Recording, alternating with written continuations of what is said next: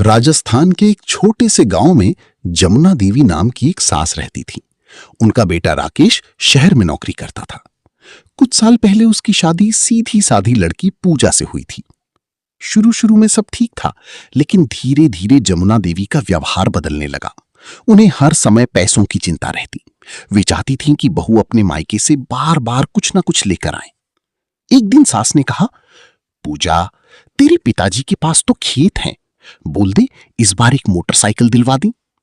पूजा धीरे से बोली, माँ जी, पिताजी पहले ही शादी में बहुत कुछ दे चुके हैं, अब उनसे कुछ मांगना ठीक नहीं। ये सुनकर जमुना देवी नाराज हो गईं। उन्होंने कई दिनों तक पूजा से ठीक से बात नहीं की। पूजा फिर भी चुपचाप घर का काम करती रही। सुबह सबसे पहले उठती, सबके लिए खाना बनाती, गाय को चारा देती और पूरे घर का ध्यान रखती। गांव की औरतें कहती, इतनी अच्छी बहू किस्मत वालों को मिलती है। लेकिन जमुना देवी को उसकी अच्छाई दिखाई ही नहीं देती थी।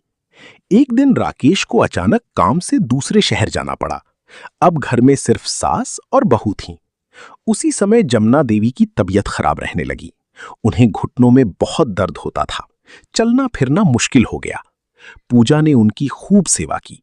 वो रोज तेल से उनके पैर दबाती, समय पर दवा देती और गर्म पानी से सिकाई करती। एक रात जमुना देवी ने देखा कि पूजा खुद बुखार में थी, फिर भी रसोई में उनके लिए खिचड़ी बना रही थी। उन्होंने पूछा, तू आराम क्यों नहीं कर लेती? पूजा मुस्कुराकर बोली, पहले आपको खाना खिला दूं माँ जी, फिर आराम कर लूंगी। उस रात जमुना देवी को नींद नहीं आई। वे सोचती रहीं, जिस लड़की को मैं हर समय ताने देती रही, वही मेरी सबसे ज्यादा चिंता करती है। अगली सुबह उन्होंने पूजा को अपने पास बुलाया। आंखों में आंसू थे।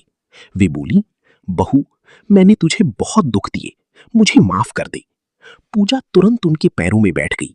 ऐसा मत कहिए माँ जी, बड़े कभी माफी नहीं मांगते। उस दिन पहली बार जमुना देवी ने पूजा को गले लगा लिया। धीरे धीरे घर का माहौल बदल गया। अब सास बहू के साथ मिलकर काम करती, दोनों साथ में मंदिर जाती, बातें करती और हंसती। कुछ महीनों बाद गांव में बाढ़ आ गई। कई लोगों के घर टूट गए।